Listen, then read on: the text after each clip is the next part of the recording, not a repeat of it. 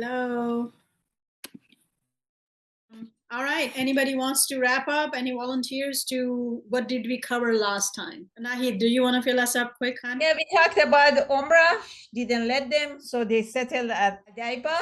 Hudaybiyah. Hudaybiyah.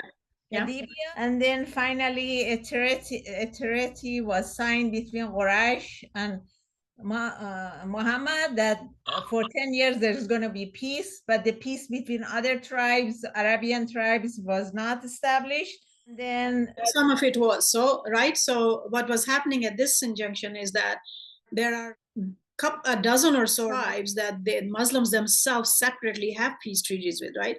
So what Hudaybiyah is doing is that because the Quraysh is saying that they will not do war for 10 years, whichever Quraysh's confederates are, they are not supposed to be doing war with Muslim as well. And same for whoever is confederate with Muslims. But still there are dozens of tribes around Arabia that don't come under Quraysh. They are not with. So those ones still would be going on. So yeah, go ahead. Very good. And then we talked about the letters, Muhammad invitation sent to 8 of the kings, and the king of kings, yes. Not all of them were kings, but yeah. King of Ethiopia, Abu Sina, he replied very well, and he converted to Islam. Yep. Good. Did we stop at the end of the letters then? As far as I remember, I cannot. Did we talk about Khosrow sending a deputation to arrest Prophet Muhammad? In the morning, he said the king had died that night. He said, tell your master, my master has killed his master last night. Yes. Oh. And deputation was coming from a governorate of Yemen, governor of Yemen. So their master was governor of Yemen, and governor of Yemen's master was Khosrow, that was killed that night by his own son. Correct. The governor said that when these people reached him, he said if this prophecy came true, he would believe Prophet Muhammad is a true messenger and a Muslim, because the prophecy came true within a couple of days. Mm-hmm. So Hudaybiyah then, as I showed this a little bit, that these years after the truce, Islam spread the most fastest, so to speak, if I could use such an English. So those who actually investigate into the histories will then say that actually during the time when Muslims were not at war around things, that's when Islam was spreading. And even when they were at war, because their behavior was so different than what was happening in the world, that's what was causing people to turn to it. We will see the numbers growing like really fast. During this time, they're not free of war though, as we said, because there's many other tribes who are still doing the same kind of stuff.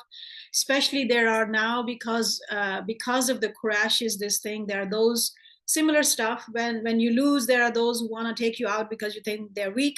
And now if you're winning something, then there are those who are concerned, that they're more scared that you might become too mighty. So they are trying them as well. It would be shortly after this that Khaybar was taken, because the Jews that settled there in that Jewish town was consistently creating problems. And so that we don't want to cover that. We don't have time to cover every war, but Khaybar was taken during these times. It would be the last tribes that was dealt with really harshly by Saad bin Muaz is jurisdiction, which the Jews called him to magistrate over this case. That leader of the middle tribe that has caused all of this, actually, because he was main culprit for all of this, it was his daughter who would become one of the mothers of the believers. After Khaybar fell, she was offered, and she married Prophet Muhammad, and she's the one whose name is Safiya. And so we have a Coptic Christian mother to the Muslims and a Jewish mother to the Muslims. And I don't know if he touched on this story of hers, that Prophet Muhammad found her one day. He came to visit her, and she was crying, and he asked her why, and she was very sad, and she said because somebody had called her a Jewess in a sort of derogatory way. And he was very, very saddened by it. And he said, if somebody ever says any such things to you, tell them, you should say to them that my father was a prophet, because her genealogy, her lines went straight back to Aaron, a brother of Moses. And so he said, tell them my father was a prophet, my uncle, Moses, her father's brother, was a prophet. And my husband is a prophet, right? I mean, how many people do you find in this world who have such station, right? So there are other wives who are wives of the prophet, but no one really, and so no one really has this level of a station among human beings that Safiya did.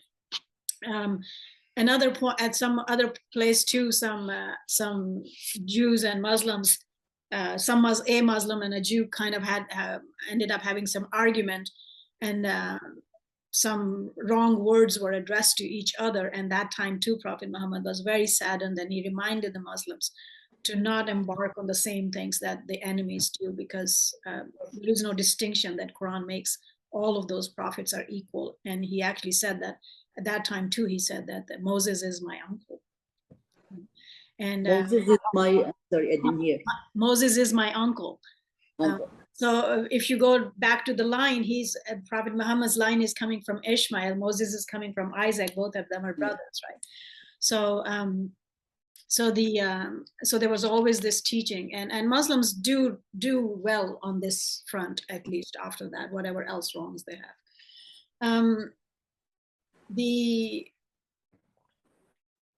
And this one too, she was actually offered this to be left in the city, because the city was given back to the Jews.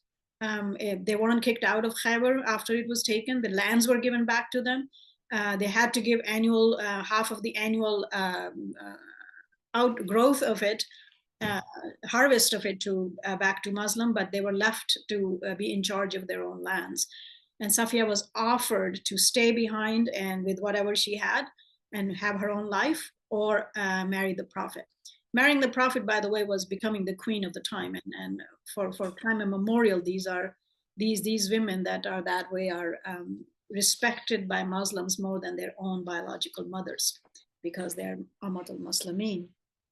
It was her that when Prophet Muhammad, during the last days when he was sick, she had said that she wished that it was her that sickness has come to rather than him. And every one of those ladies, it's well proven and documented how deeply they admired and loved him. And that is not from somebody who's just gathering women for sake of gathering women and for, God forbid, other purposes. Some of them, few of them, lived 30, 40 years after him, and absolutely lived and died in love with him still for such a man. So it undoes a lot of those allegations that people give because to this issue. So during, do you need method to memorize, or you know how to memorize? I'm just reading it and trying to learn it. Okay. Because you're not helping me at all. You want me to help you memorize it? Or I think that was literally the point of you bringing this. May-June, your mic is on. I know, sorry, Jaden came to. Hi, sorry. Jaden. Hi. I've never met you, you know. Really? You were born after we left, so I only see your photos. He came to memorize his test, but I will test him after or send him to his dad. Sorry about that. No worries. All right, so so then teachers and pioneers have been sent out during these times. The faith has grown leaps and bounds during this very short time. Within about 2 years, though, the Quraysh would breach the treaty. They had gathered with somebody, another tribe that they're confederate, and killed several of the peoples of another tribe that was confederates with Muslims. And that's so they, those of you who had seen the movie, there is this scene in there where Abu Sufyan is running to Medina and begging them to, you know, just forgive them again, and nobody talks to him. So that is true, historically speaking. So this then event will cause the Muslims to march on Mecca. So it was kept very, very sort of most those who were called to meet either on the way or meet at Medina to march did not actually know which direction they were going. And because as we spoke, almost bi-weekly or monthly, they had excursions and stuff going on. It was kind of became almost like a part of life, how these things were done or going on. So you will notice that during the Umrah, we had 1,500 people that went with Prophet Muhammad to Mecca, right? That were present during the Truce of Hudaybiyah. They will march. It's even today with the better roads and stuff, if you pull on the maps, it takes about 12 days to walk from Medina to Mecca. So most of the army is on foot. They made this march in a week. And so they arrived on the borders of Mecca so fast that nobody really realized that what was going on. Meccans were not quite prepared to do anything about this. 10,000 Muslims from dozens of different tribes that were just bloodthirsty and warring, mind you, just even some of them months ago, and become Muslims. They are now marching side by side as brothers, and the scene itself is would have been amazing. When they arrived a few miles from Mecca, they halted, and that night Prophet Muhammad had asked that every soldier should light a fire on the mountaintops. It was around, by the time they have reached at this stage, that Meccans actually finally learned that Muslims were there. So Abu Sufyan with some other people had actually gone out to watch them, and when he saw this scene, he was quite impressed, and he has his own recollections and stories recorded, of course. He was watching the army when Prophet Muhammad's uncle Abbas had seen him and recognized him and asked him to go and meet with the Prophet. Maybe there will be some, maybe there is still mercy for them, he told him. So Abu Sufyan goes. And as we were talking about in the other class, that those of you who are watching the movie, some of it is condensed, of course, because they had to do it in 2.5 hours. The other is because they could not, of course, show some of the core companions or relatives of the Prophet, not just the Prophet. So they had to change the names about who is doing the dialogue and who is doing what, right? Like we were talking about at Hudaybiyah, even though it was Imam Ali who was writing as a secretary, but because Muslims won't allow Imam Ali being depicted, then they had to show it that somebody else was writing, so forth and so on. So in this dialogue too, in the movie, you see like Bilal is talking to Abu Sufyan and all that, but in reality, Prophet Muhammad himself is talking to Abu Sufyan, and it's his uncle Abbas and other major companions that are around in the tent when Abu Sufyan is brought in. He actually stays there at night. That is the evening when, so he's asked again, at this point, he's very, very impressed for what he sees. And he's asked by Prophet Muhammad again that, do you then believe that I am the Prophet of God? And he says that he still has some reservation in his heart. And you see that a companion calls him out on this. And then Bilal says, don't do this dialogue in the movie. But in reality, it's the Prophet Muhammad asked the question, and it's his uncle Abbas, who's cousin to Abu Sufyan, by the way, right? First cousins. He says that, woe to you, after all of this, why don't you use your brain? Why don't you think? So Abu Sufyan actually does accept the faith at this moment, and he asks if there would be anything special that can be given to him as a chief, because he's almost like the last chief left of Quraysh actually at his level. So he was given the quarter to say that go back to the city and tell them that if they don't fight, then Muslims won't fight them. No sword would be raised against them today. Yes, Liba? I'm sorry, I guess I got lost. So he becomes Muslim and he says if they can give him something? If he can have some special treatment to show his people, because he's a chief of Mecca.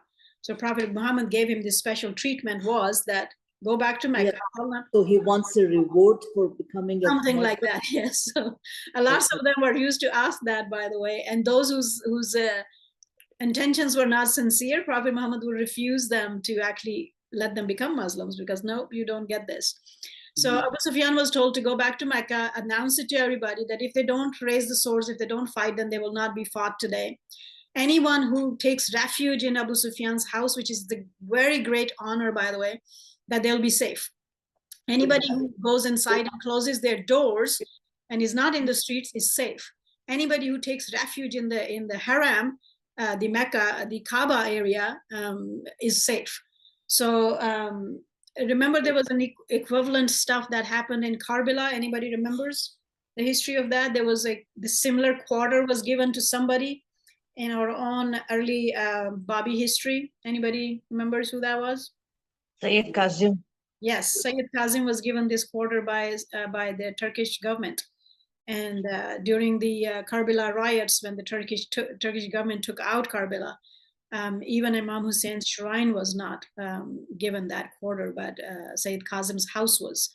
Anybody who goes into his house and stays there is safe. And thousands of people congregated in his place during that war.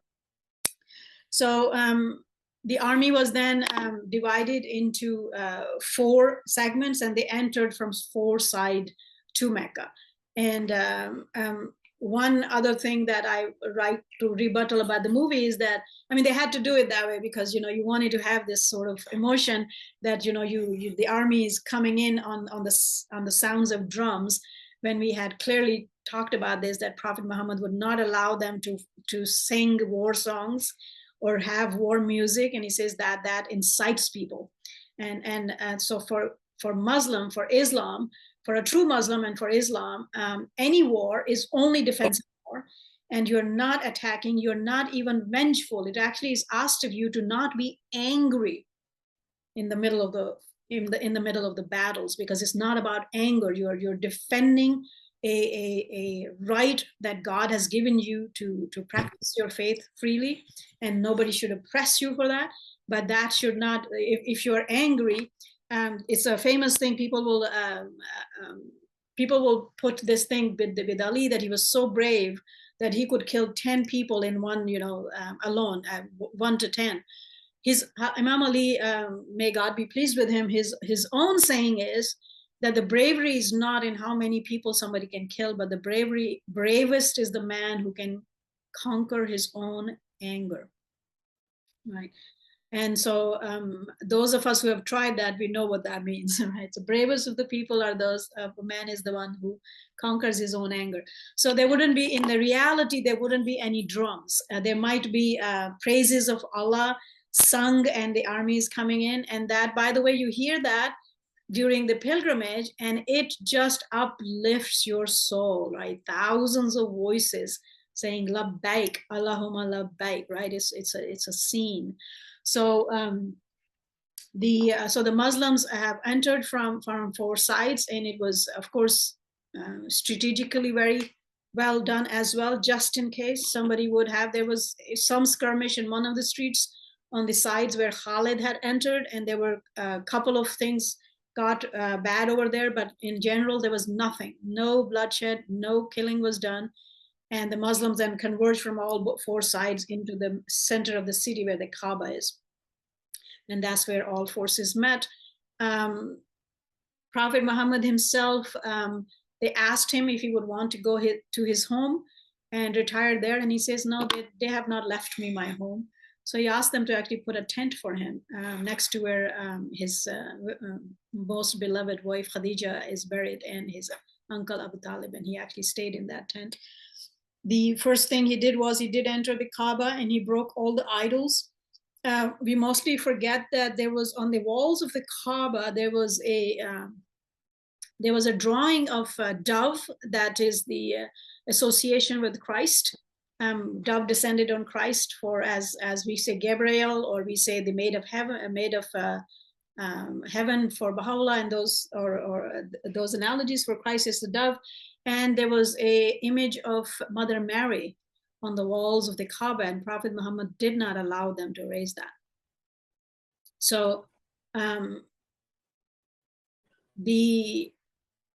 at this point, I want to quickly is that what, for example, a few years ago, what happened in Afghanistan, that the Taliban broke some very historical idols of statues, not idols, they call them idols, but statues of Buddhism, had nothing to do with this event. We need to remember that. So, for example, me as a believer have a different right onto my own community, if it's going wrong, and on my own community scholarship if it's going wrong, to how we deal with each other, then those same regulations, if I try to impose and apply it on somebody who does not believe in my faith. So we consistently see that Prophet Muhammad was reminding them, the Quran is reminding them that this is not the faith of Abraham. They were supposed to be. They said they were following the faith of Abraham, but they weren't. Same thing will we be doing today. The Taliban or the ISIS or whoever is saying that, oh, the Quran says this and that, and hundreds of ulamas, hundreds of scholars are saying, no, your understanding is absolutely wrong. That's not what the faith was teaching, and that's not what the Quran is teaching. They have the right to talk to each other that way and put the fitna down, put the wrong down. That's what was happening in Mecca. He was bringing the Kaaba to the sanctuary that Abraham has built back to it. It had nothing to do with imposing your ideas onto other people's faith. This was his community's faith. This was Abraham's faith, was Prophet Muhammad's faith, and he was cleaning it up. So we must remember this.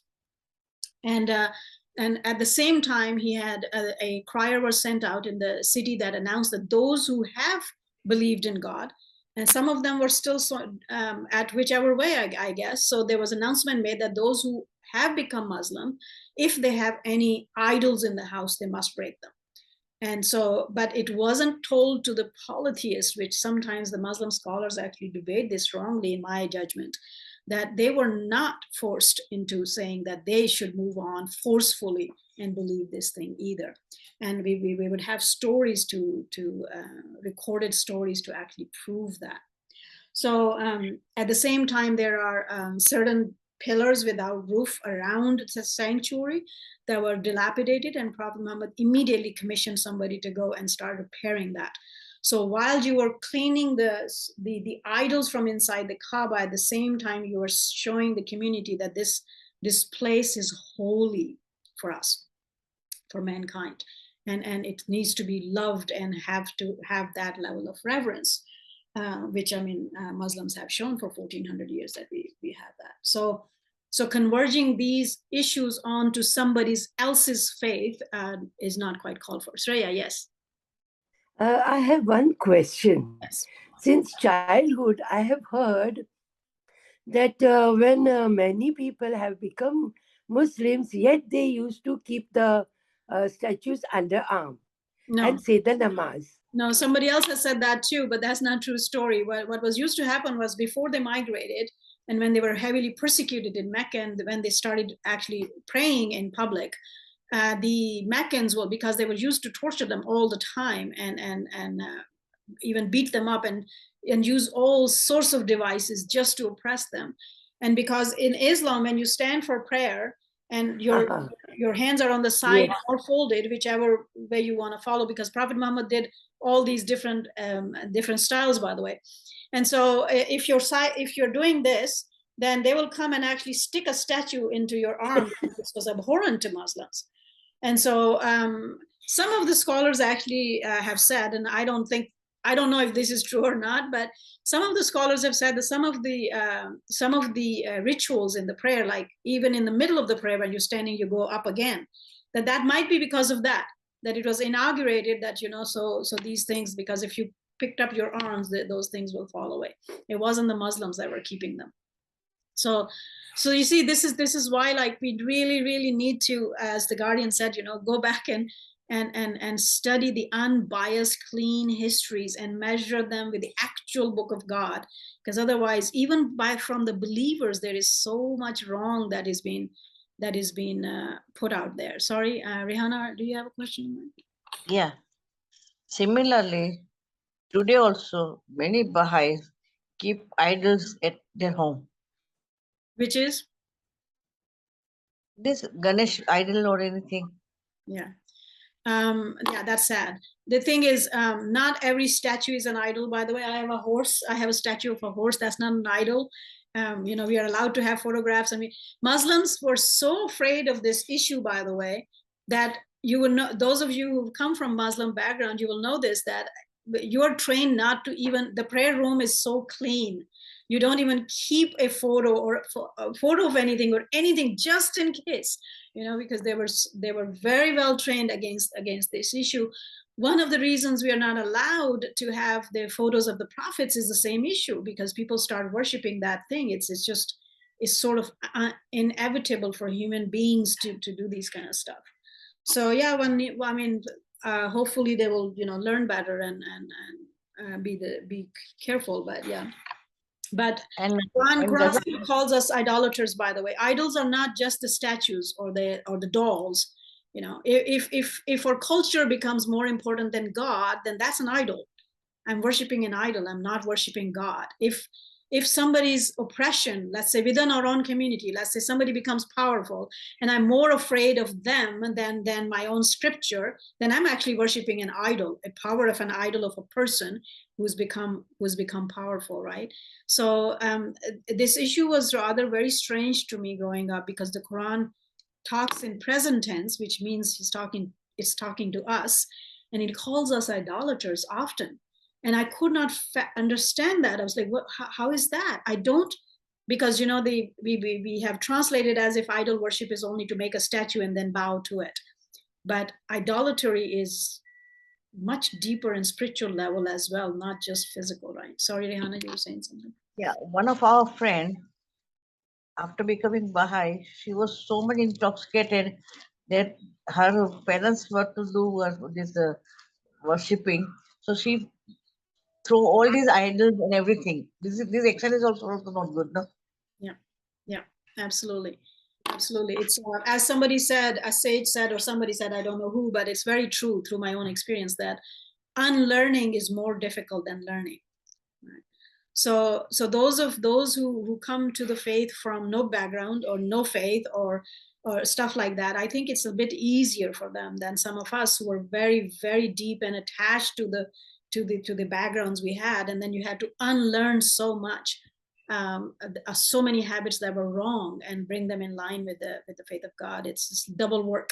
So those who are able to do it, as Baha'u'llah says, to some of us it takes 7 valleys to cross to get there, and some of them do it in a twinkle of an eye, and may God praise those who can do it in a twinkle of an eye. And even I like this word, the word Anmur in Tablet of Holy Mariner. Yes. Anmur. Yeah. First of all, we have to Anmur. Yeah. Yeah. So and we need to remember, for both sides, all of us are on a different stage on that straight path that we all are trying to walk, and people have their own challenges, and we all deal with them.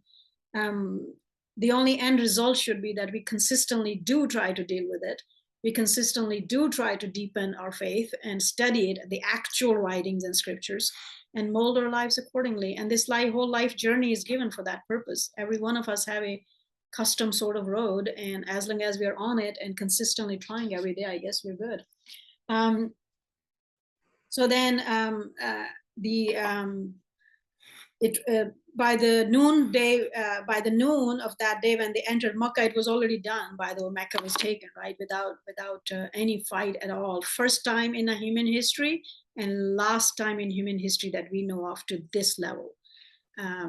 Jerusalem was taken without fighting twice, but still there was some stuff that happened around here. Nothing to our knowledge has ever been done the way Mecca was taken. And then so when the sight would have been quite something, that these same people just a few years ago were kicked out from their homes, from their native land, and totally destitute. Most of them had to sneak out in the nights with the clothes on their back only when they migrated to Medina. And here they are back. And so Bilal is asked to climb up on the Kaaba, and he gives the azan in this place that the true faith has not been worshipped for long centuries. And all the Muslims will lay down their weapons on the side, and they will pray in the vicinity of Mecca. Prophet Muhammad, after this, goes. This is one of my very, very endearing stories. He finally was hungry, and so he does not ask anybody. He's a conqueror of Mecca in Arabia. Means, I mean, you already, regardless of how much is still out there, you claim the whole place for yourself. And here he is, and he goes to his cousin's house only. and he Hani, and he asked her that he was hungry if she had anything, and she was so mortified because she had nothing in the house that she could offer him to eat. Remember the types of times we are living in. People procure their stuff every day, and this and that, and this day of course would have been even difficult for everybody, and then lots of them are very, very poor as well. So she said that there is only a stale old bread that is, remember they make those kind of pita type of things. That's the Pizza bread, flat. Yeah, flat bread. That's the kind of bread she would have been talking about. And those of you who have actually experienced eating it, the one that is not leavened gets really hard, like it's hard rock to actually bite into or chew. And she says, that's all I have. And he smiles and he says, but Hani, of course you could soak it in water and it will become edible. So she brings that, and he says, anything else that it might make it a little bit palatable? And she says, oh, I have some dregs of what do you call it? Man, my brain just went. Dates.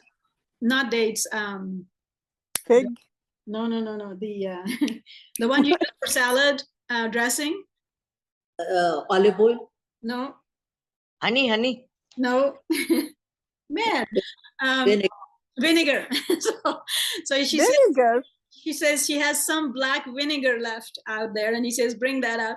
So she gives him that, and he actually soaks the bread in water. When it gets a little bit softer, then he soaks it in that little bit vinegar and he eats it. And after he ate it, he goes, well, first he starts with the name of God and praising him. And then after he eats it, he says, Alhamdulillah, Hani, what a blessing the bread and vinegar is. You know, I was like, wow, right? So here's your conqueror of Mecca who's doing that. So they put a tent up for him, and he goes into for rest a little bit. The leadership of the leftover leadership, pagan leadership of Mecca was brought to him after. And so they asked them what should be done to them. And every possible thing could have been done to them, right? Because they would have deserved all of that. And Prophet Muhammad repeated the sentence from the Quran that is said that Joseph said to his brother, there'll be no retribution exacted towards you today, this day. So all were forgiven. Every one of them was forgiven. Hind, who had cut up and eaten liver of his most beloved uncle Hamza, was forgiven, sat next to him and talked with. Vahshi was brought in, who had killed Hamza. And Prophet Muhammad had actually asked him to tell the story for how he was killed. And when he actually stabs him finally, and the Prophet was crying, and he says, you know, just stop, that's enough, right? This Vahshi will become Muslim later. Hind became Muslim. When the Rida wars were started, right before he passed and after in Abu Bakr's time, those are the ones that are, when there were three claimants that they said they are the ones next one, and there were big battles done. The main one actually was killed by Vahshi. So he had redeemed himself. Abu Jahl's son Ikrama was among the main core enemies of Islam. He was closer in age with Khalid bin Walid. Khalid bin Walid was, again, to remember, he's one of the most famous general later in Islamic history, and it's famous that he never lost a war, even the one he fought against Islam before he became Muslim. He had become Muslim after Sulh Hudaybiyah, before fall of Mecca. But Ikrama, who was his friend, and they used to do these things together, he had immediately snuck out and left Mecca, thinking that he would be harshly punished. He had done lots of harm to Muslims, his father and him and all of these people. His wife comes to Prophet Muhammad and tells him that Ikrama has left Mecca in fear, but everybody's forgiven. And she says, would he be forgiven as well? And Prophet Muhammad says, everybody's forgiven. Can he come back and live in his place? He was like, yes, everybody's forgiven. He can come back and live in his place. And she asked this specifically at this time. And she said, Ikrama, the son of Abu Jahl, can come back to Mecca and live peacefully in this city, even if he wants to stay a polytheist. The Prophet Muhammad repeated that verse again. That had come when the second tribe was getting banished from Medina, remember? And the pagan Medinans had their children given to them as gifts at birth. They were raised as Jews, and now that these people were Muslim, they wanted to take their children away from them, and it was forbidden. And that's where the verse descended that says there is no compulsion in religion. The Prophet Muhammad repeats that, and he says, yes, that Akrama can come back and live peacefully in Mecca while practicing his idolatry. So she actually went back after him herself, or sent somebody, whatever the case was, and brought him back actually. And he was brought to Prophet Muhammad, and he asked the same questions because he did not truly believe that this would have been said. And Prophet Muhammad confirmed that he was forgiven and he can do whatever he wants. As long as, I mean, he wouldn't be allowed to, you know, raise weapons against Muslims anymore, but that's about it. So he actually cried at that moment and became a Muslim. He could not believe that even he could have been forgiven. And Prophet Muhammad takes his own cloak and puts it around his shoulders. And he says that the one who comes to God can claim my house. So, I mean, most of these people actually, lots of these people died fighting on the cause of Islam later for its battles. So the Quran says that, it says, when there is animosity between the two of you, return the best with the worst, and yea, there would be friendship between you. I'm paraphrasing a bit, but and it is true. And that's what the concept of Christ was, to turn the other cheek, right? It wasn't that I sit somewhere and let somebody beat me up consistently, but return the good for the bad. Return the good for the bad. When there is, and that's where the right, Baha'u'llah says, give them honey. When they offer you poison, give them honey. I mean, it's hard for us in the real life, but whenever we are able to do that, the results are just amazing, right? Amazing. So that's what is happening here. And soon after, within a couple of weeks, actually, they will embark on a major, one of the largest, among the largest battles. Remember we talked about Taif, just a second, Rihanna. The Taif city and all that, there was a big, huge tribe, like very large tribe. And Taif people themselves, they became really alarmed that Mecca was taken. So they gathered up and they offered war. And so the Muslims actually had to quit their stay in Mecca sort of quickly and gathered up again and marched towards that. It's somewhere around within about maybe close to 100 miles from Mecca. So that was so the Meccans, already 2,000 Meccans were joining Muslims for this one. So you can imagine how quick the transformation was of people. So 12,000 Muslims were marched to, which is called the Battle of Hunain.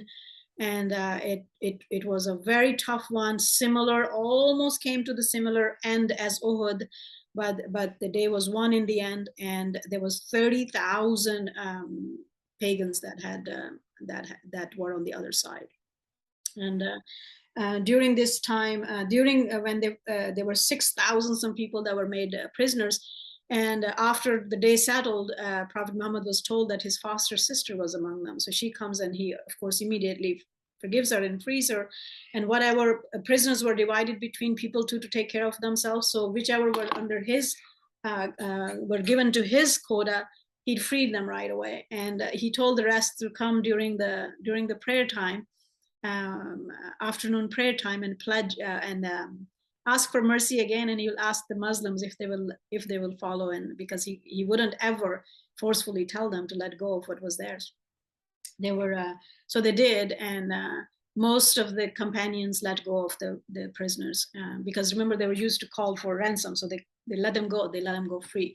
There were a couple of very, very new people, a very new believer that had just accepted Islam a few days ago. They were kind of concerned about it, and they refused. And so Prophet Muhammad, there were 24,000 some camels that came into the booty, and they were divided among people. So out of whatever was his portion, he asked them if 6 camel per person should suffice them. And they said yes. So he actually, he gifted all of his stuff to some other leaders. And out of those, he gave them all of these, and all the prisoners were released that day. So then they will come back to Mecca just for a day or so, I think, and then he left, and he left for Medina. One other very important thing happened here was the day that Mecca was taken, the Ansar, the Medinan Muslims, became sort of sad, and there were some rumors around, and Prophet Muhammad was told that they were sad about and something. He calls them. Ghazala, your voice breaks. I think it's on your side, hon. Can everybody else hear me? I think we can hear you. We can hear you clear. Rihanna, I think it's your side, Okay. sweetheart. If you can like get out and in again, maybe it will get better. Okay, okay. Can you hear me now? Yes, yes. So so he called them and he says, what was the problem? And they said that they were sad that now that he got his native city back and the one he loves the most, and this is the house of God too, of course, that he's gonna, you know, he's gonna want to, you know, they're gonna lose him. And he says, God forbid, where you live, there I would live, and where you die, that's where I would die. And he says, so at the Battle of Hunain, then when he gives all of his stuff to these, like Abu Sufyan and a couple of other leaders that had just accepted Islam, he distributed all of his, what was his share of stuff, you know, among them.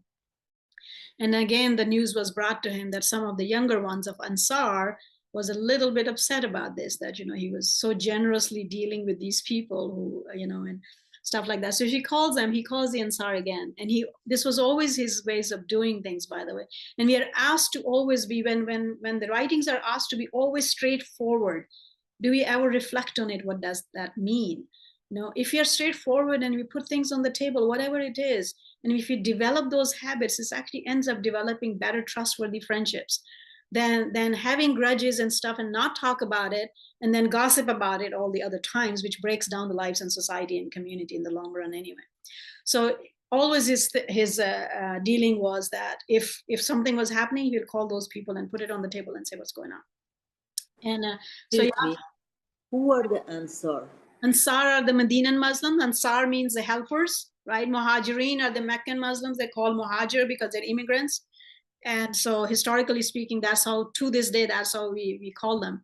The Ansar. So Ansar is not Christian. Sorry? No. Ansar in the Ansar Arabic word means the helpers, because they were the helpers to the Muhajirin. The Muhajirs are from Mecca. Is Nasar the Christians? Yes. There are two different words, yeah. So yeah, they sound close, but they're not the same root. So so yeah. Ghazala, yes. How Hinda got transferred? How what? Hinda who eats liver, how she got transferred? Yeah. She became Muslim. Yeah. Any light, any something regarding her? Sorry? Regarding her, any information? How she got the?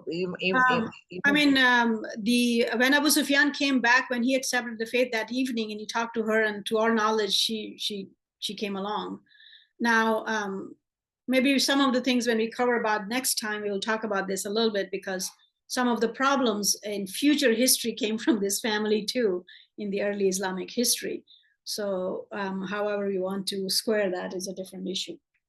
But there are many stories like that often they're not quite talked about, and so they end up showing a different picture of what is happening than what was actually happening, right? So like there is this one guy who had become Muslim, then apostated it, then became Muslim again, then apostated again, left, and then came again and became a Muslim again. And he was fine. And then finally he died in one of the battles fighting for the Muslims, and nobody killed him, right? Nobody chopped his head off because he's left and all that. The Quran says, let them come in and out. Let them come in and let them go out, right? So this is another verse equal to when you're saying there is no compulsion in religion. Same as Baha'u'llah says in the Tablet of Ahmad, whoever desires, let him be. Whoever doesn't, you know, it does not hurt God. Now, it does say that it hurts their souls, but we are not allowed to punish them for it. Because that's whatever you want to do, God's love and God's faith belongs to consciousness, and consciousness is free, belongs to God only. You cannot force the consciousness. You just can't. So there are several stories in the early Islamic history, even those who declared themselves to be prophets after that. The three of them, I believe, at least one for sure, the largest one, but I think all three of them started a little bit before he passed away. He did not send somebody to kill him. I mean, the battles finally took place because these people started gathering armies and they were becoming a threat. And so Muslims did fight them. But it was one of them was going on almost for a year before Prophet Muhammad passed away. He actually sent messengers and teachers to go teach this guy, to convince him to say, don't do this, right? This is not right. Don't do this. Nobody was sent after him to be killed. So lots of this development is, I mean, lots of stuff that we are seeing towards the last end of the faith's way that the believers are doing has no jurisdiction in the Quran itself. And that's why the Guardian has urged us to get back to the books actually and find out what's happening, right? And get back to the actual life of Prophet Muhammad and sort it out what is happening. So, then at this point, when he called Ansar after the Battle of Hunain, he asked them and he says, why? And they said, well, they're just some young ones, you know, because I mean, some of the leaders of the Mecca, he had given them like 100 camels as just as a gift, right?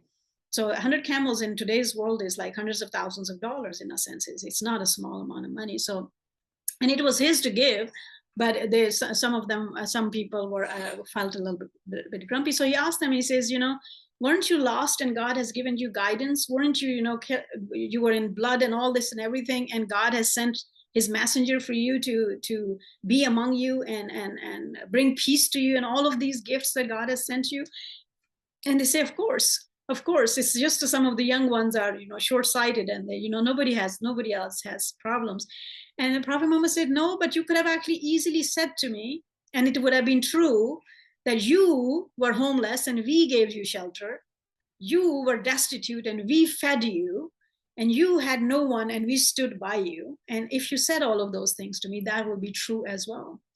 And so he says, and because of this, I chose you as my brethren. I chose you as my family. So these are things that I'm giving to those who were enemies to Islam, so they can have softer, so their hearts can turn softer towards God and towards this faith. Would you not say that you are actually more rewarded, that you are carrying the messenger of God with you back to your hearts and to your homes? And they, of course, all break down crying and said, of course, yes, and all that. So that was settled. So they go back to Medina. Last little time would be, I'm sorry, I want to stop quickly. Rihanna, did you have your hand up for a question, sweetheart? I just couldn't break my thought in the middle. Can you hear me? Rihanna? No, something is difficulty. I came out also. Still Okay. I cannot. You didn't have a question? You were just worried about the sound? I thought. Yes, yes. Okay. I thought you might have a question. So then he goes back to Medina after Mecca is taken.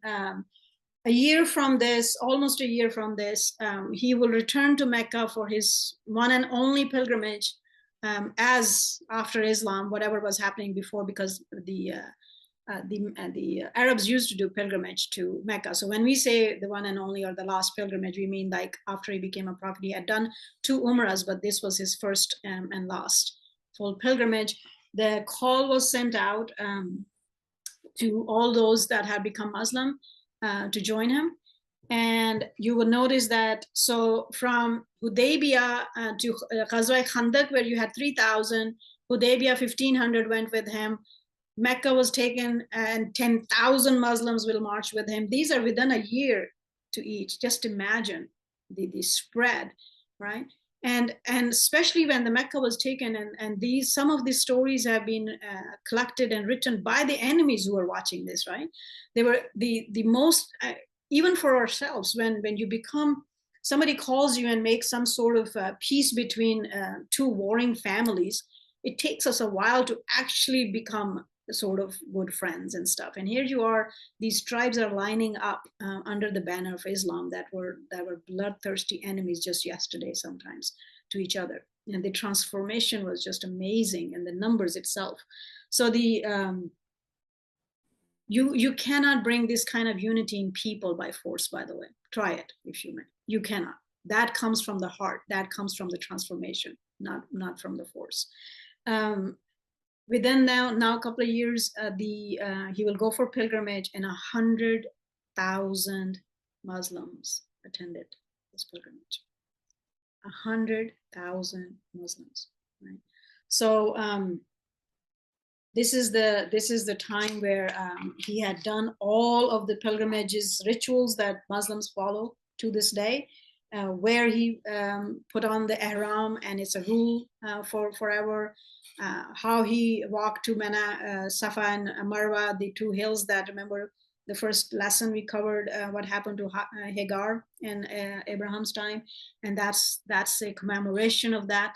How do we circumambulate the Kaaba, what all the other rituals to this day, if you ever watch a full pilgrimage, that's what he did, and they followed him, and they follow him every year now for 1400 years, right? Between 2 and 3 million Muslims go for pilgrimage every year. That is a time when he has given his one of his last that level of khutbah, which call every Friday has Friday noon prayer, is the one that is bound on Muslims to be in the mosque, by the way, even though going to the mosque is encouraged 5 times a day, but it's not an obligation, so to speak. It's highly encouraged, similar to us for feast. Feast is highly encouraged, but it's not an obligatory thing to go to. It does not come among obligatory stuff. So this was on a Friday. He gave his khutbah, which became a synopsis of the teachings of the Islam and Quran. So there were some of the main points of that were, and again, be careful about this one, because he did ask those 100,000 people to go back and tell others what he had taught them. And so when 100,000 people do tell their own stories, then there'll be 100,000 different words that it was addressed in. So that's why you get so much variation on it. But there is consensus for 1400 years to main core issues of what he was actually talking about. And remember, he himself, I think we talked about this, and I want you to I want us ourselves to be reminded of this again, that he had said that when something is said or done, and said that I have said and done it, then measure it with the book of God. And if it's equal to that, then I would have said and done it. And if it's not that, then, and not necessarily that people are always viciously doing. Believers themselves are not vicious. They're just sometimes we are ignorant. And we assign things that are not true, because in my mind, that might be some wow, glorious thing, like saying, oh, Ali killed 10 people in one stroke of sword. That doesn't sit very well with anybody else's heart, but I might be very proud of it. And so spreading those kind of things in the long run, then what happens? People then have bad ideas about Ali rather than about my ignorance. So one needs to be very, very careful. And especially for us, we have been really, really challenged on this, to get back to the sources, to get back to the actual books, not just Islam, whichever you're studying. I hope you will turn and maybe do the Bible and other faiths and stuff and all that. And whatever you're doing, get back to their book and see what was there as actual faith. Because measuring it according to the believers, what we do, all of us would come out to be pretty dark compared to what God has taught. So main points of that was that he had actually said that all blood feuds were forgiven and forbidden from henceforward, right? So because that's how the tribal societies were, like even like 2 generations ago, somebody was killed, and now you want to still have the vengeance on that. That's why there was so much. I mean, it's not even the same person who killed somebody, but you need to take a life from that tribe to get even. So that was all, and his own family had some feuds with somebody else over these blood issues, and he forgave those first. Islam does not allow what we call loan sharking, actually. So, but it is mostly translated as interest. The way the banks do interest today is very different, actually, what used to happen. In some of the primitive societies, they still have these certain type of interest on borrowed money or borrowed goods that we call loan sharking, that the way the whole interest works is that you never get out of it. It's like by the time you gather up the money to actually pay off the principal, the interest has doubled on that to the actual principal, that people stay in debt for the rest of their lives. It was that concept of interest that has been forbidden since actually Old Testament, and the Quran upheld that. Allah allows that back again, but the modern style interest, but not quite even that. And he says, have the fear of God and be careful about how you implement these things. Yes, Liba? Isn't that the same reason that Christ went in the temple and bought with the usury for the rabbis? They were having like markets set up and selling and buying goods and all that. It was like, this is house of God. You don't do these things here. So you kind of kick them out. Okay. And so for example, the Christians didn't want that either. So in a lot, if you read some of the Shakespeare plays, by the way, they will take money from the Jews as loans, and then they won't give them back their stuff because, you know, this thing is forbidden and stuff like that. This problem was going on a lot, and the Jews won't do interest towards themselves. But if you are non-believer, then they thought that, you know, it was okay to do that, and so forth and so on. So in both Islam and Baha'i faith are very clear about these things, that the thing that is forbidden to me, the thing that is not good for me is not good for me to offer it to anyone. I don't force them to follow my laws, but my laws are sacred. So so for example, I cannot drink and I cannot do business in alcohol either. So I don't drink myself, and I'm not allowed to offer it to somebody else to drink either. Now they are drinking under their stuff. I don't force them. That's their laws. That's different. But I don't provide that industry, so to speak. So, when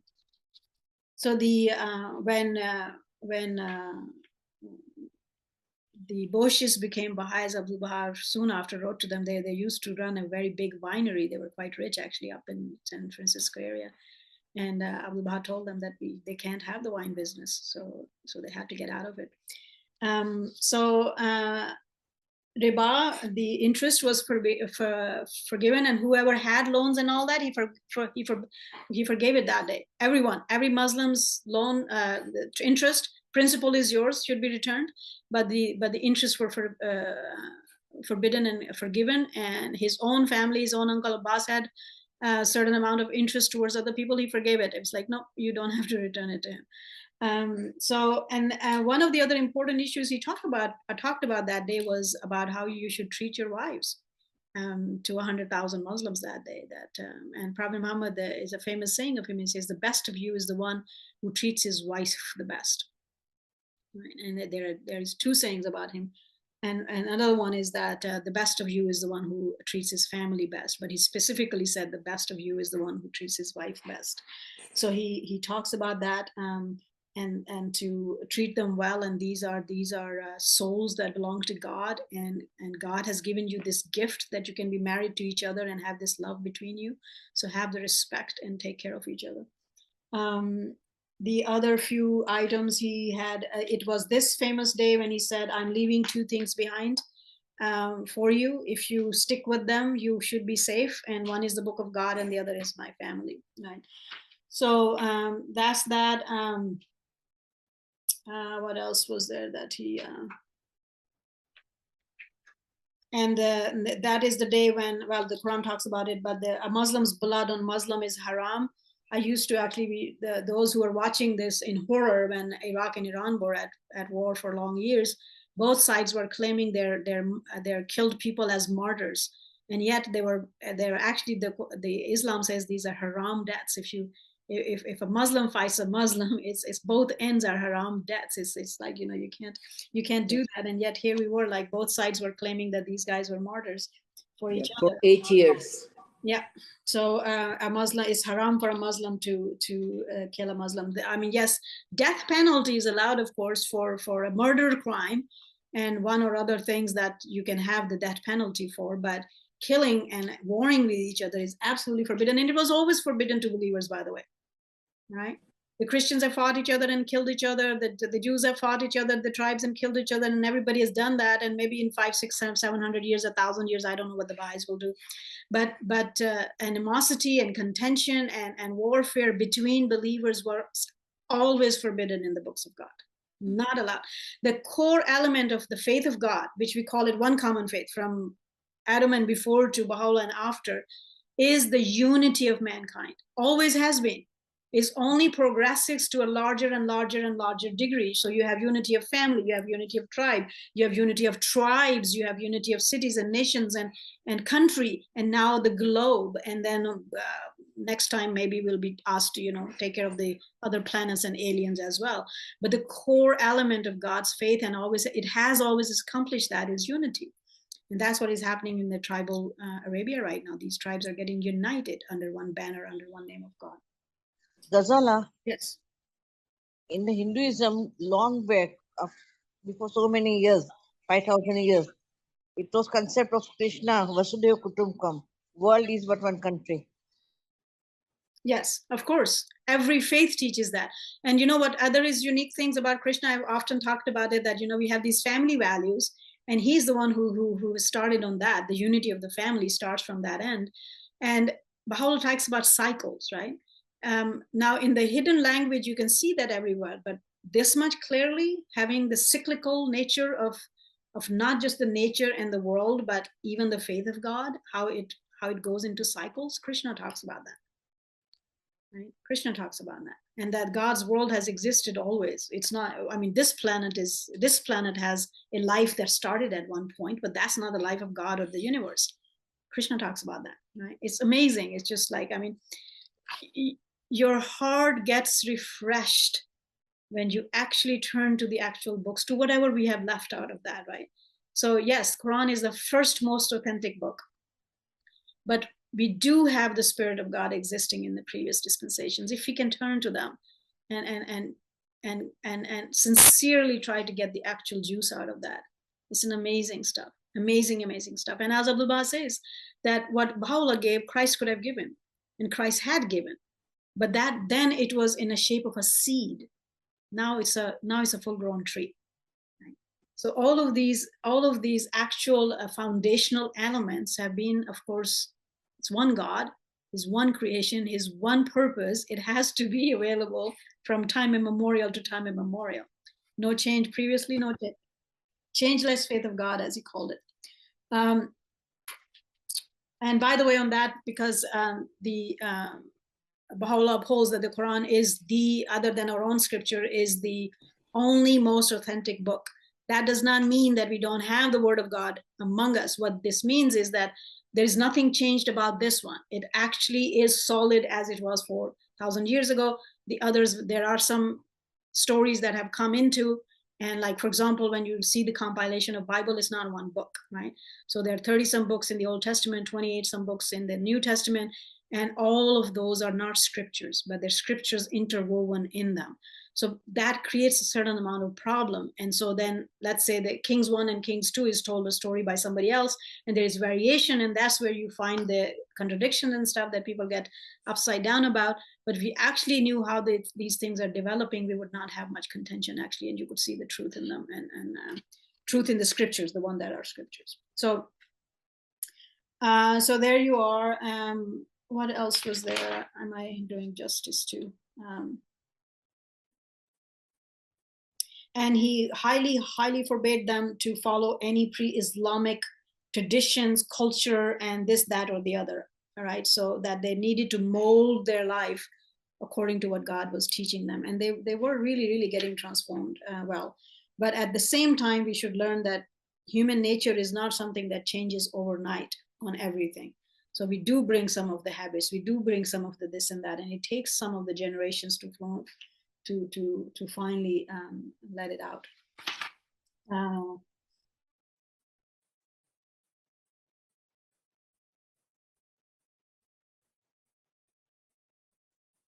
So he actually, towards the end, he asked them that time, the Bab and Baha'u'llah used this sort of meaning-wise the same phraseology as well. And he says, God will ask you that if I had done my bear witness to what I had done for you.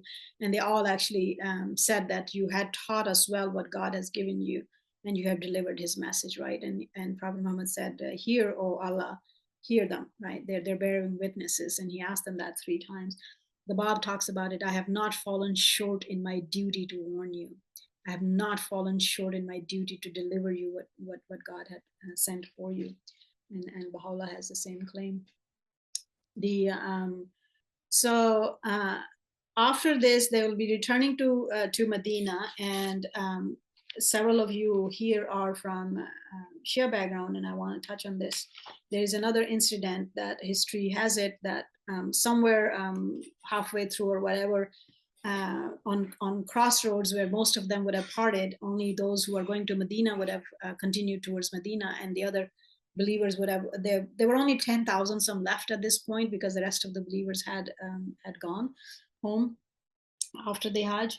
The Prophet had stopped the conclave and asked them to make a sort of higher place for them with the saddles or something, and he stood up on them. It's called Ghadir Khom. It's the name of the place, and both Sunnis and Shias don't argue that this thing happened. Sunnis don't argue that this thing happened. The histories are clear that this thing happened. What they argue about it is what it means, right? So that's where they differed. So at this point, he took up Ali's hand and he says, whoever I am, Mawla, which means the master, to Ali is master too. The word Mawla in Arabic means to this day is used like if you will say your landlord is called Mawla, right?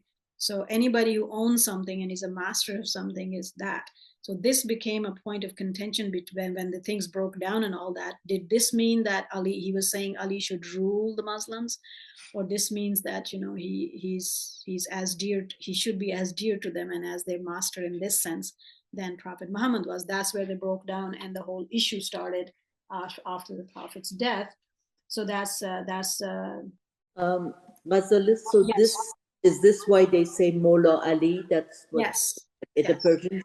Yes. And then is Mawla? Is it written differently, or does it mean different It's the same than thing. Mullah? If you say a landlord, the Mawla for the Mawla of the manzil of the house is the same one. So exactly. So they say like the Ahun, the Muslim priests in Iran, they call them Mullah. Is that the same spelling, same meaning? No, Mullah is different than Mawla. Okay. Mullah comes from, it's actually in most of the Sunni world, the word mullah is derogatory, but it's comes from like Maulana, the one who is the of alim. So those who are scholarly, religiously scholarly, then they're a derivative of those. And then in like subcontinental language, they'll call them Maulavi, but that's not Maula. That is from Muallim, from teacher, scholar. That is very, very, very different issue, right? So then the mullah, I'm sorry, no worries. So the like Muslim priests in Iran, when they call them mullah, how is that different? That is coming from the root of the Maulana, from the teacher, from the alim. But they are far from it. Yes, they are, but that's what they call themselves. Okay. So yeah, so it's like as I said, in a lot of subcontinental language, word mullah is derogatory. You don't call an actual scholar by that. So during this pilgrimage, then they will say that this was either last or the third last worst revelation that came to, that then they comprise their thing to say this is it and this is the last way. But the revelation actually says, today I have perfected your religion unto you, and I have chosen submission, Islam, as your religion. So this was interpreted by Prophet Muhammad that his job was done, that this was a message to him that his job was done. And when a manifestation prophet's job is done, then they're done in this world. So he started hinting that he was actually leaving soon. He actually started his khutbah to say that I will not see you next year again here. But some of them thought that, he was not coming back to Hajj. But he did start that with that thing. So, but there are two smaller verses that came after that. So I personally don't call it the last revelation, but nonetheless, it was the last major revelation, and he would pass away less than 3 months after this. But he did declare in front of everybody that Ali is 10,000 gonna... people, about 10,000 people were present when he did that, not at the khutbah. So this is what the contention became, right? So because like if, first of all, so in the other class, we clarified these issues, that there are many issues with this issue. First of all, the other side would argue that if it actually meant a successorship, then why did the Prophet Muhammad not added that into his last khutbah? He gave the khutbah to 100,000 people, but he didn't say that to them. Most of those were gone by the time this happened.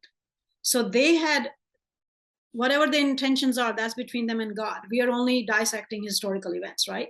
So then they had argued that because Ali was actually sent to curb another excursion battle that was happening while they were, after the Mecca was taken, he was sent to another errand to do somewhere towards the Yemeni area, and he had just arrived back and he has met up with them.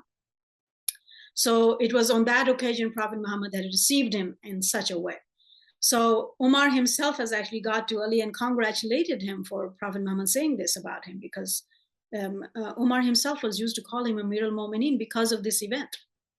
So, and if you actually read the, let's like set aside our differences or contentions and ancestral biases and just read the history as a human being would, Umar would always call Ali first and ask for his opinions about any major issues he was dealing with when he was caliph, because of this relationship of him with Prophet Muhammad. So they had very different type of lives than how we portray them, by the way. One of Ali's sons' name was Umar, that was born not of Fatima, but another wife after.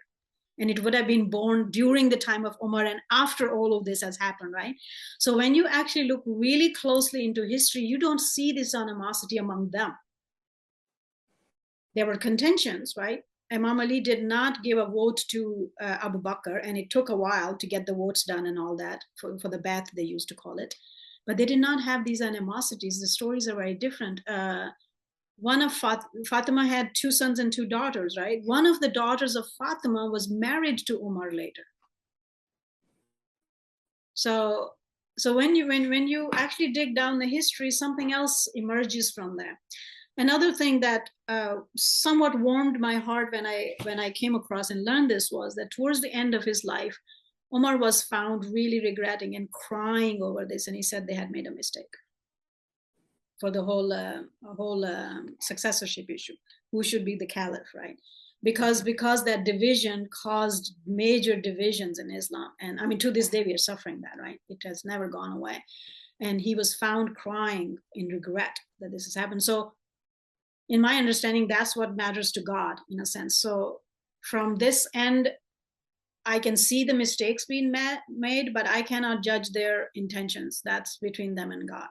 So beyond that, there are a few things that Baha'u'llah spoke about. So I will speak only from that angle, that the family of Prophet Muhammad is gone.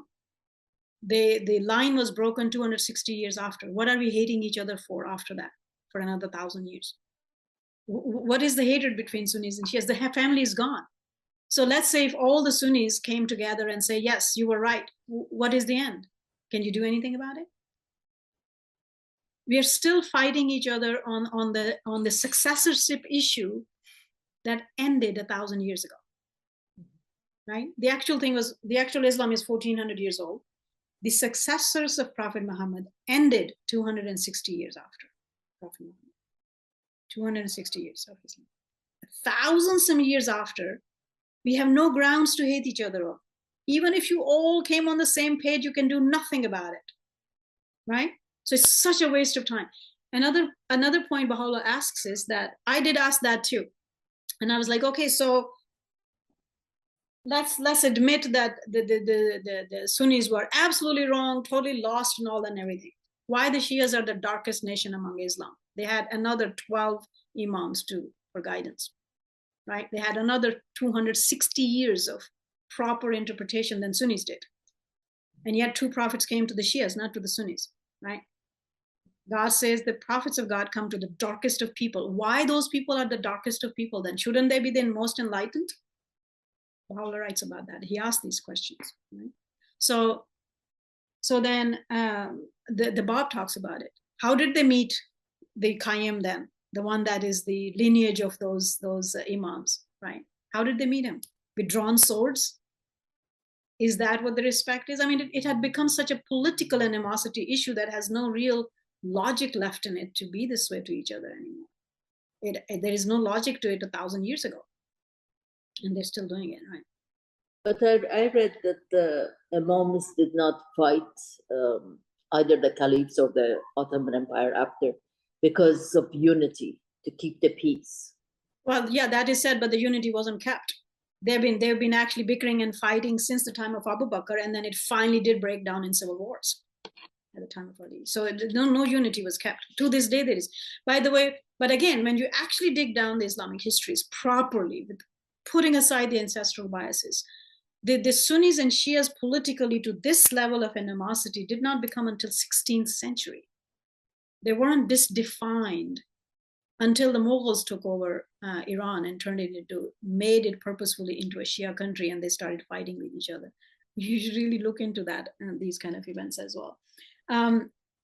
So that's that. And so they come back to Medina soon. That whole issue happened that I touched a little bit about. One of the ambassadors was taking a message to another entity, and he was killed by one of the chiefs of Ghassani tribes on the border of where the border meets with the at that time Roman Empire.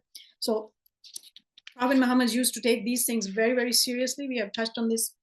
And to this day, the laws are very, very strong about protecting and the ambassadors and the embassies, right? It has been for a very long time, as long as we know human history, actually, that this thing has been there. So he had actually created a little force of 3,000 people. Osama, who was not even 20 years old, which was Zad's son. Zad had died in a previous battle. He was made the commander of this army. And what is most important to me personally, take it with a grain of salt, and most of the time this is not discussed much at all on either side, is that Prophet Muhammad specifically charged both Umar ibn Khattab and Abu Bakr Siddiq to go with this army, right? To go with this army. And during this time, he fell ill. He was ill for a few weeks. And the army did not march. They did have a camp, they camped out, but neither Abu Bakr nor Umar left, and nor this army left. They were worried about that he's sick and what is happening. They wanted to make sure he was okay before they go. And Prophet Muhammad had asked, and this is recorded history several times, he urged to send the army out, to send the army out, to send the army out. That didn't go. So this is my personal take on it. As I say, take it with a mountain of salt. It's not much discussed often, but if both Abu Bakr and Umar had actually left with the army, they would have been hundreds of miles away from Medina. Hundreds of miles away, more than few days trip away from Medina. This whole contention wouldn't have taken place. But nobody really looks into this, that, I mean, from our angle, the way we know what manifestations of God are, they know what is happening and all that. You could read between lines when you read histories and their relationships with each other. You could see that there were people, both from Meccan and Medinan Muslims, that were somewhat bit jealous of Ali because of his relationship with the Prophet Muhammad. And there were people who were actually jealous of Fatima because how much he loved her and stuff and all that. These are human natures that he was keeping check on, and while he was there it was okay, but as soon as he was removed, these things will come into play. And yet it is not the kind of stories and animosities that we do in the passion plays and then we hate each other on both sides, and none of that you find in between themselves in the early histories. So that's that. This army did not go, and so he was a similar sort of thing. He was sick for a few days, for a couple of weeks actually, and it was a fever and a headache, and it would go away and then come back again. During those days, the last couple of days, he actually asked Abu Bakr, who had not gone with the camp with the army, to lead the prayers in the mosque. And lots of these people then finally later would argue that he would have had this thing in mind. That's why he asked Abu Bakr. But he asked several, when he will leave Medina, different people were made in charge of Medina. When he will go, 28 battles he went out from Medina with them. and different people were made in charge. The one who was made in charge will lead the prayer. Lots of times he'll make other people to lead the prayers.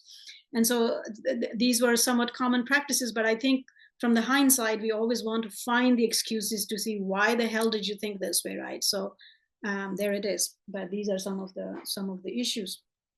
So on the last day, he actually came out. He sat with them during morning prayers. He checked with them quite a bit, and the Abu Bakr left at that time that day to go with one of his wives.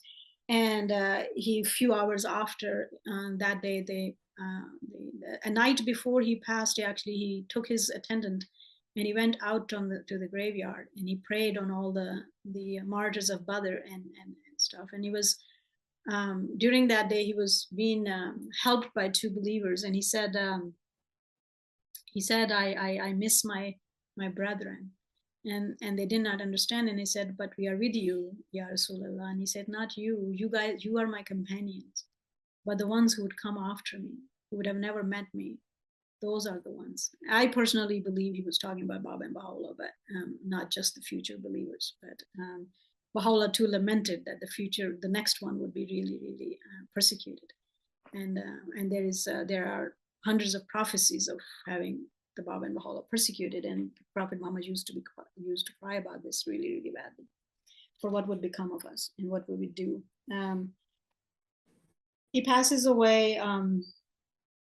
There is another contention stuff that was reported only by one of the believers, and not a dozen other that were in the room. That often you see that them in Shia histories a lot more than in Sunnis.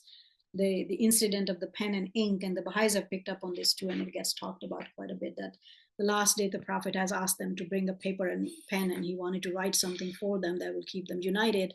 And they didn't, and they didn't, and they didn't. And they say, the Umar said, we have the book of God and let it be.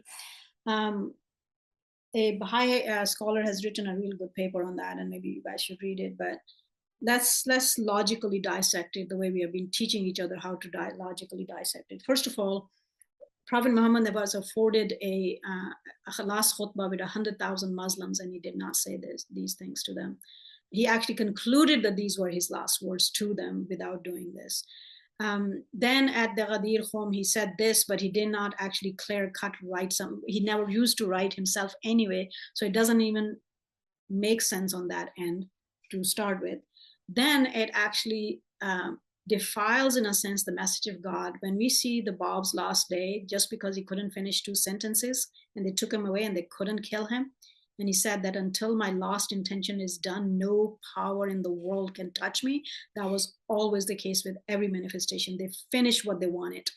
And yes, if we didn't kill them, maybe there would have been a lot more, but they finished what they wanted. We could not force them any otherwise. That means you're actually forcing God's power into your power. It does not work that way. So our own ideas for how we see the manifestations today actually hinders this view to look at it from that angle. Let's say even if that did take place and that did happen, it still is speculation for what he would have written down. Because if he actually, you can get into his heart and say, oh, then because he asked for that, he would have written down to make Ali the next caliph. Well, why didn't he say that in Ghadir Khum? Right?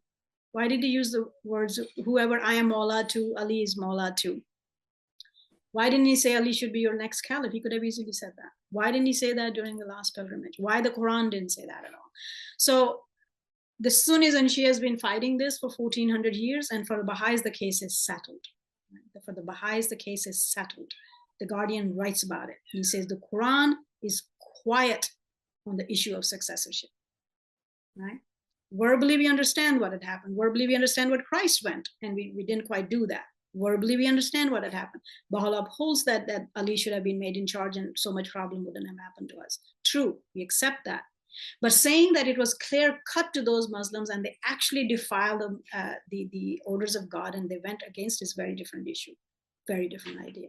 So the Guardian puts that to rest in a sense, because we have argued about this for 1400 years. And the Guardian quote unquote says the Quran is quiet on the issue of successorship. Right? So we can find excuses and try to get blue in the face. And the animosity and hatred is so old and so centuries old, as I said, it actually doesn't even make sense to be arguing about this issue anymore, because none of the family is here. Who's going to put on the throne? That's how you bring the caliphate back. Do you have any imam to put on the throne? Why are you hating each other? It doesn't make sense at all. Well, a lot of the animosity has been flamed by political issues. But we follow them, right? I mean, politicians come out of us. If I was not prejudiced against my neighbor, no politician would be able to beguile me. Always remember that. People say, oh, society is doing that. I'm like, who's society? You and I are society. Or rulers are doing that. Who is our rulers? You and I are our rulers. If the people were not so hateful and prejudiced to each other, nobody would be able to put us onto that. No one, right? So we must really learn to change our hearts individually and get over with these things. And that's why in our writings, it's called ancestral biases. Get rid of your ancestral biases and get out of that. So there's that. And during the day he would pass, by the way, another for Baha'is only, those of you who are Baha'is here, there's another side to it logically that you can't go after that whole issue. Because one is, what is one of the uniquest claim to fame for the Baha'i faith? Every chapter has something that hasn't happened before, and it gets a fresh, brand new thing is being given to the world, to the believers. We have a claim to such a thing too. What is that? Make a will? Sorry? Should we have a will and testament? Yes, we have a written covenant, right?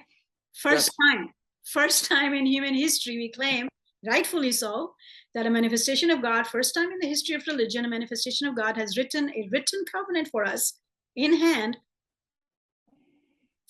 to take care of this issue. It has never been done before. You can't have it both ways, right? You can't say you're the first one to have a written covenant and then say, oh, these people, previous people broke the covenant and they had it, right? You can't have it both ways. So either we all had it and they all had it and they did this and we are just another one. You can't be the first one in something and then previous people had it too. It doesn't work that way, right? So it's very clear in our writings, first time in the history of mankind, religion's history, God has actually written down the covenant for you, for how you follow, whose duties are what, clear-cut guidance on this, right? And it shows. It shows 178 years that the community is united. You've never been broken, right? While every other time the chapters were broken right away, because what was the breaking over, by the way? It wasn't breaking over power. I believe all of those people were sincere to their faith and to their God. It has always been broken over the problem of understanding the scripture itself. How do we understand it? What does it mean? 10 people will see 10 different meanings in things. And if you don't have a central authority like us, first time, Abdul Baha and the Guardian, to turn to ask them to tell you what it means, then we too would have done the same thing. 100 Baha'i scholars would have had 100 sects made in 200 years.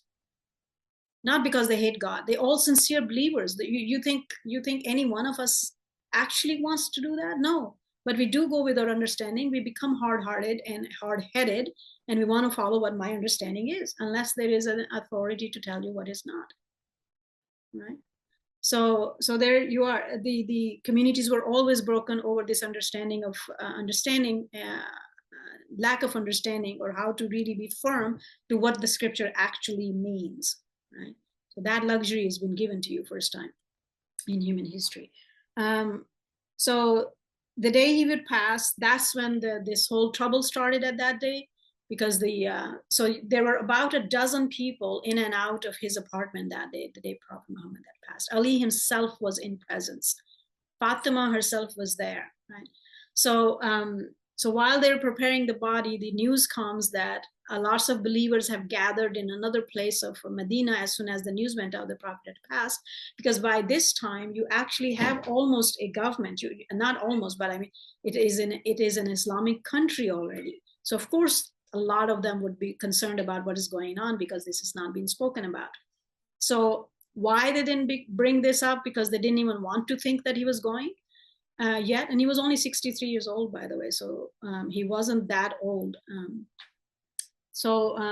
They were discussing who the next successor should be. And when this news was brought to the mosque, where Prophet Muhammad was getting prepared for his burial, it was some other believers and Omar and Abu Bakr Siddiq who ran to that place because they were told that the Ansars were making one of their chiefs into already taking the bat, they used to call it, the Pledge of Allegiance, that he should be the next successor, which should have been fine, by the way, in my estimation. If anybody had to be, then why not them? But some of these early believers, out of this, you see that there would have been these thoughts and contentions before, but it wasn't coming to the fore until, because it was all kept properly in its own place because the manifestation of God was with you. So when they go there, they are now discussing the issue that, so that the Muslims of Medina would be okay to whoever it is, they said, but the Arabia at large, only 40% of it was Muslim by this time. There were still tribes that were fighting the Islamic government and stuff and all that, that the Arabia at large would not accept anybody's rulership unless it's a Quraysh, which Ali was, of course. If you look at from the tribal sense of things, they actually would choose their leaders, tribally speaking. That's what their customs were. And most of the time, they will not choose somebody who was very young. Ali was only 20 some years old. So there will be these issues, tribally speaking. We are not talking from the Islam's point of view, right? So by whichever reason, whatever the cause was, during this discussion, Ali's name was not brought up. They consistently contended between Ansar and Muhajirin of the Quraysh stock, but they did not bring up these names. So when the discussion got heated, Abu Bakr had said these things to them, that the rest of the Arabia will not accept anybody who's not from Quraysh as a ruler. So he had suggested that they should take Umar maybe and make him into their Khalifa. And Umar immediately takes his hands up and say, these are all recorded issues, by the way. So his hand up and say, no, I don't want it. I am not worthy of it. Take Abu Bakr, because he was the closest to Prophet Muhammad as his friend, closest to age, most deepened, they considered him among themselves or whatever. So everybody takes this Pledge of Allegiance that day. And before the burial of the Prophet, the community had already decided who the next caliph is going to be. That's how it came about. So Ali and some of the other believers had actually not given the Pledge of Allegiance for a while. There was contention for weeks or months on before this was happening. But nonetheless, so there it is. So then Abu Bakr passes in 2.5 years, and it was Abu Bakr who announced Omar as his next successor, and Muslims took it. But the inner contentions were brewing from the very, very early days, and finally they will break down in the civil war. The Umayyad side of family was consistently a problem as well, and Muawiyah will become the governor and so forth and so on. Maybe we'll touch about that next time a little bit, but that's where we started all of this. But like, for example, the compilation of the Quran, when they finally printed it in a book, was done onto the guidance of Imam Ali for how it should be done. And several other major events that took place. The Abu Bakr, Omar, Osman, they had some other ideas, but when Ali said that no, it should be done this way, they did it that way. So he had quite a close hand. He was on the 6-person shura of Omar as well, so to speak. So when we read the very early days, this issue is there. This issue is still an issue among Muslim community, but their own relationships to each other were very, very different than what we portray in our passion plays. So remember that. So we will kind of end here.